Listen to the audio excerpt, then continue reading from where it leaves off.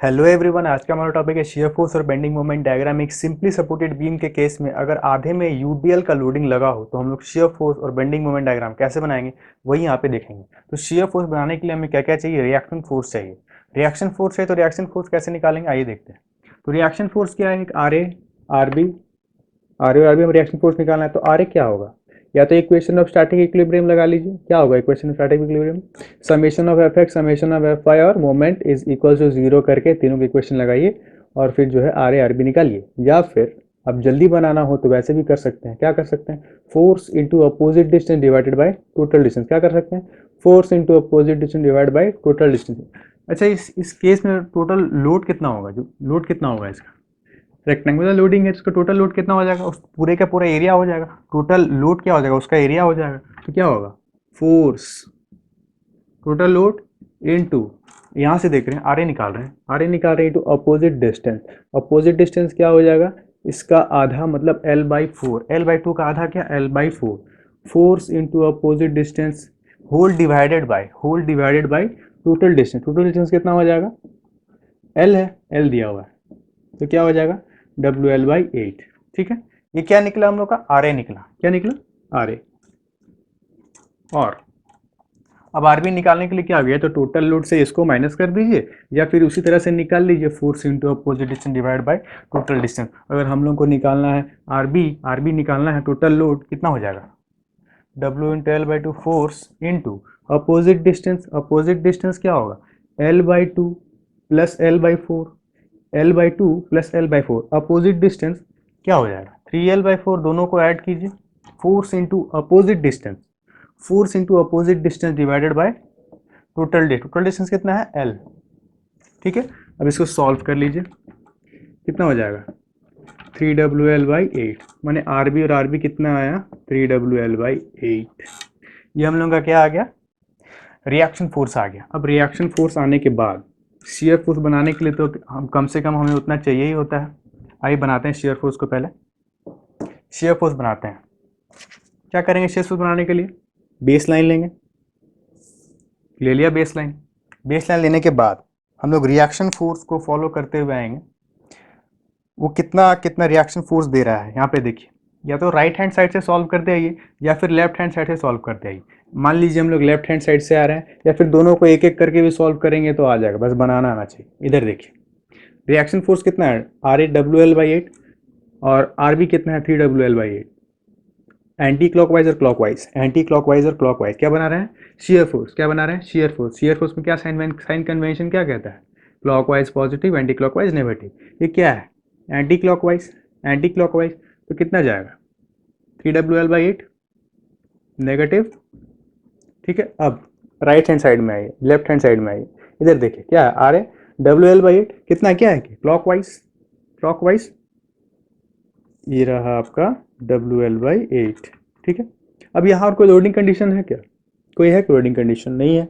इसी तरह से रेक्टेंगुलर में जाएगा। अब जैसे ही हम लोग बी पॉइंट पे आते हैं, हमें ये बात पता है कि जब भी यूडीएल का केस हो तो शेयर फोर्स डायग्राम ट्रायंगल और बेंडिंग मोमेंट डायग्राम पैराबोलिक। अगर यूडीएल का केस हो तो जिस जगह से यूडीएल का केस आएगा, अब ये यूडीएल लगा है, ये यूडीएल लगा है तो शेयर फोर्स डायग्राम क्या बनेगा? लीनियर बनेगा। लीनियर बनेगा तो क्या बनेगा? एक ट्रायंगल बनेगा। मतलब यहाँ से यहाँ जो है हम लोग इसको ज्वाइन कर देंगे तो ये बन जाएगा आपका shear force diagram, negative positive. ये रहा आपका शेयर फोर्स डायग्राम। लेकिन हमें ये बात पता नहीं है, लेकिन इतना पता है ये जो पॉइंट है यहाँ पे या तो बेंडिंग मोमेंट मैक्सिमम होगा या मिनिमम होगा। जिस जगह पे हम लोग का जीरो होता है शेयर फोर्स, इसके पहले वाले वीडियो में बताए थे कि जिस जगह पे शेयर फोर्स जीरो होता है वहाँ पे बेंडिंग मोमेंट या तो मैक्सिमम होगा या मिनिमम होगा। ये कोई सर्टेन डिस्टेंस एक्स है, हमें ये मालूम नहीं है ये सर्टेन डिस्टेंस एक्स कितना है। इसके पहले वाले वीडियो में बताए थे एल बाई टू जो था डिस्टेंस, उसमें भी बताए थे कि एक्स का वैल्यू कैसे निकालते हैं। अभी एक्स का वैल्यू कैसे निकलेगा? जिस पॉइंट पे शेयर फोर्स जीरो है, यहाँ पे कोई सर्टेन डिस्टेंस एक्स है कि नहीं? ये कोई एक्स डिस्टेंस है। यहाँ पे जो है शेयर फोर्स जीरो है। हमने क्या कहा? शेयर फोर्स जीरो है। Shear force is equal to zero. कहाँ पे वो पॉइंट आएगा? वो हम लोग का एक्स कितना वैल्यू होगा, ये एक्स जो डिस्टेंस है वो कैसे निकालेंगे? तो क्या करना है? शेयर फोर्स यहाँ पे जीरो होगा एक्स डिस्टेंस पे, मतलब three W L by eight एक अपवर्ड माइनस W, ये तो क्या है, W into X, shear force होगा उसका total load minus W into X, W X is equals to zero. क्या हो जाएगा, 3WL/8 is equals to WX, W cancel, x is equals to 3L/8। ये आ गया हम लोग का x का वैल्यू।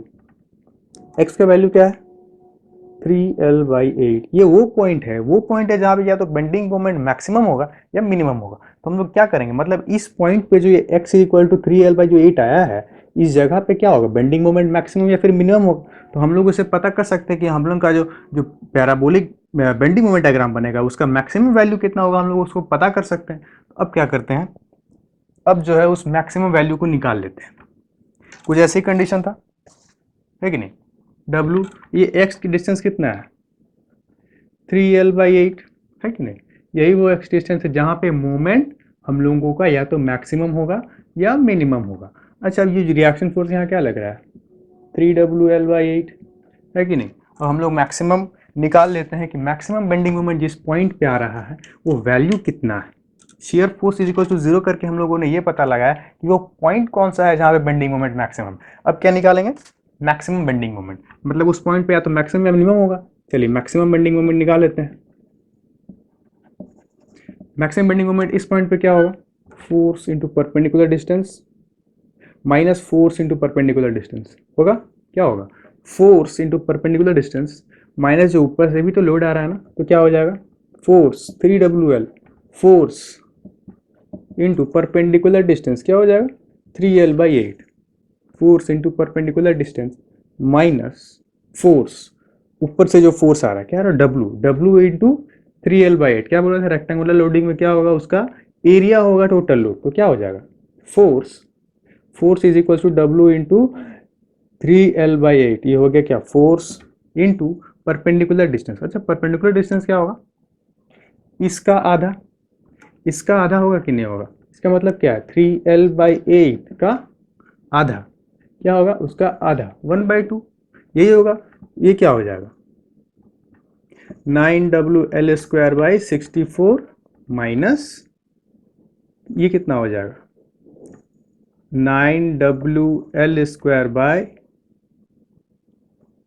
128 हो जाएगा, है कि नहीं।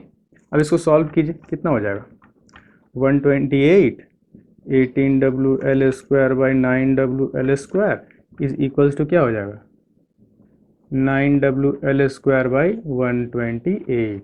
ये क्या हो जाएगा आपका maximum bending moment. Maximum bending moment कितना हो जाएगा, 9WL² 128, जो भी है किलो न्यूटन मीटर जो भी है, लेकिन ये हम लोग का जो है मैक्सिमम बेंडिंग मोमेंट आएगा। ठीक है, बनाते हैं बेंडिंग मोमेंट डायग्राम। हम लोग को क्या क्या मालूम चल गया, मोमेंट जो मैक्सिमम आएगा वहां पे मालूम चल गया, मोमेंट एट ए और मोमेंट एट सी जीरो है। क्यों, क्योंकि सपोर्ट है। सपोर्ट में हमने पढ़ाया था कि जब भी रोलर सपोर्ट है, हिंज सपोर्ट होता है, तो वहां पे रिएक्शन फोर्स ये मोमेंट क्या होता है, जीरो होता है।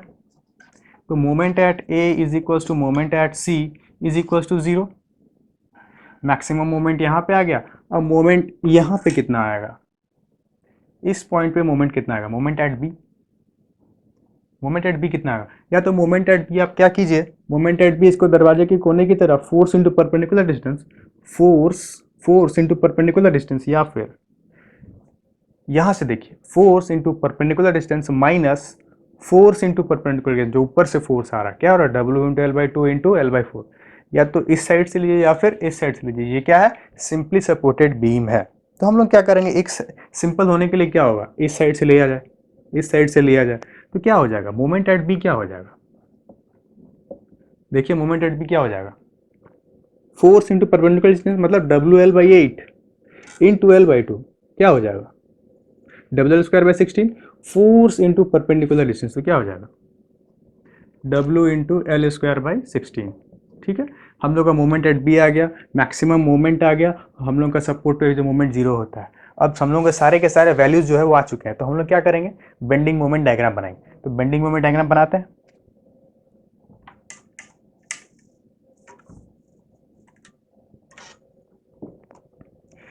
ये रहा बेसलाइन, बेसलाइन।